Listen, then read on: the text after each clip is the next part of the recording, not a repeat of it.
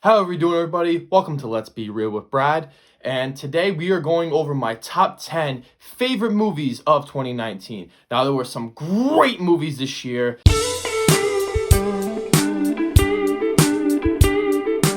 Some of these movies have not made the list, so it's going to be hard for...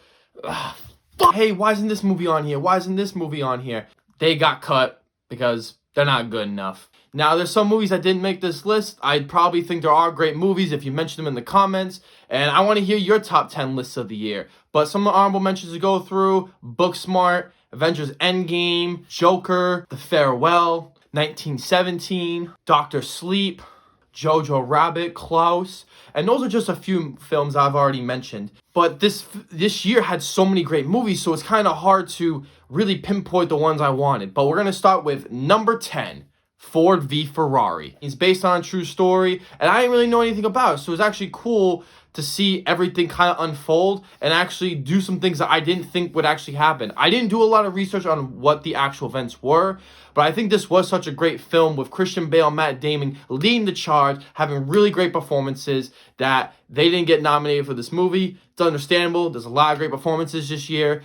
And James Mangold did a fantastic job with the racing scenes, with the sound design and sound mixing being all over the place, with the tires screeching while they're driving, or all the mufflers and just hitting the gas. It just felt so real, and the editing was so great. You could see that they actually put all the racing scenes. It felt like it was all continuous. It didn't even feel like they actually edited it and they chopped it up and they actually raced at different times, and that's how they made the film. But it actually felt one continuous thing, and it felt like they actually made sure that all the details were correct and be like, no, I feel like this car was a little bit ahead of this car when they wrapped around this part. I feel like they really did a good job on it. I think it's the attention to detail that makes James Mangold such a great director in today. Number 9. Uncut Gems. The Safdie brothers do it again. Their first film, Good Time, with Robert Pattinson, was such a great film. Anxiety-driven, all over the place, and I really love that film, and I think it's highly underrated. Now, Adam Sandler comes in, does a fantastic job. I believe he should have been nominated for his performance. He carries the show with just him being not his normal, usual self in a lot of these other comedy movies that he does. But I also feel as though he absolutely knocked it out of the ballpark. The writing's fantastic, it's anxiety-driven, and it definitely makes me want to give it a rewatch. Just understanding how this guy did all this and understanding how they shot some of these scenes, because some of them are just,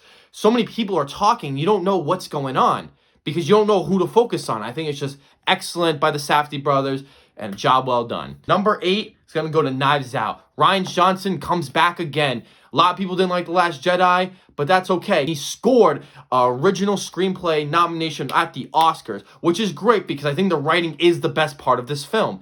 Now, the story is great because it takes the idea of Clue and it makes it its own thing with a little bit of twist in it. You got an A-list cast in there. You have some great acting. Ana de Armas, fantastic. Daniel Craig, awesome. And I think this was the most entertaining films of the year that always kind of kept me intrigued, and I would love to watch it again because it's so entertaining and just done so well. Number 7 is Us. This came out earlier in the year in March, and I feel like the Oscars didn't give it enough love.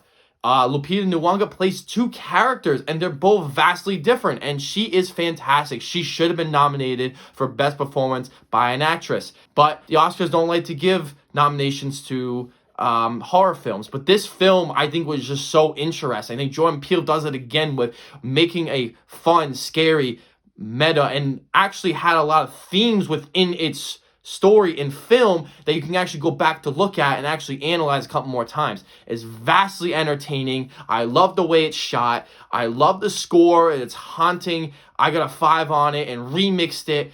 I love everything about this film, and it's definitely had to be on the top 10 list. Number 6 is Toy Story 4. I have a big love for Toy Story. I've always have. I grew up watching it. Even as I got older, I still loved it, and I appreciate it even more because I loved it as a kid, but I wanted to go in without a bias, and I loved it. And Toy Story 4, I was a little nervous, but at the same time, I was like so excited.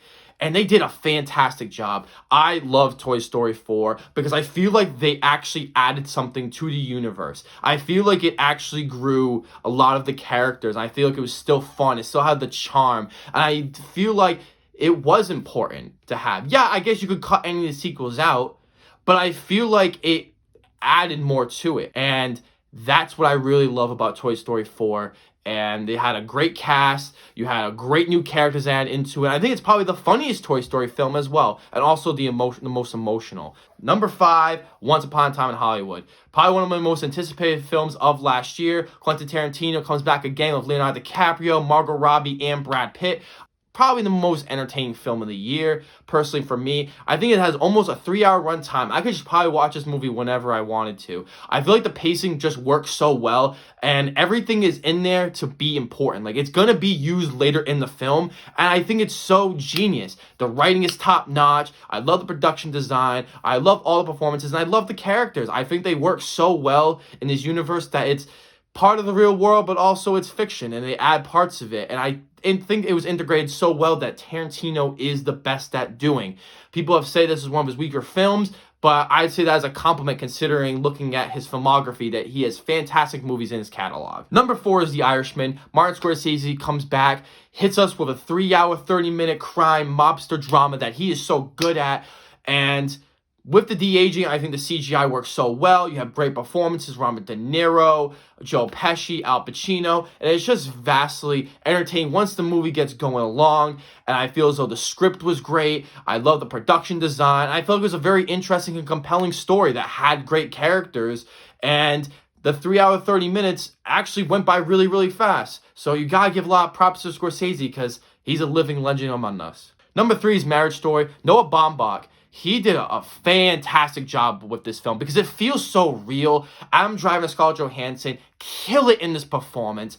They embody two people who are struggling in this divorce, but they feel like such real people and not cartoon characters. They're very well developed, and you can see from both sides. And I think that's the best part. And the movie doesn't have a side. It's the idea that divorce is not a great thing, and it just destroys families and it destroys people. But I love what they do with it, and they actually take it different directions I didn't think it would go. The writing is just phenomenal. It feels real, and I think the pacing is just perfect. I think every scene needs to be as long as it needs to be, and I absolutely adore this film. Please go support Marriage Story. Number 2 is Parasite. Bong Joon-ho, I don't know how he did this film. This is such an original film that has so many different elements of a thriller, a dark comedy, even just a regular drama. But it has such great characters, and I feel like every character was important for this story to happen.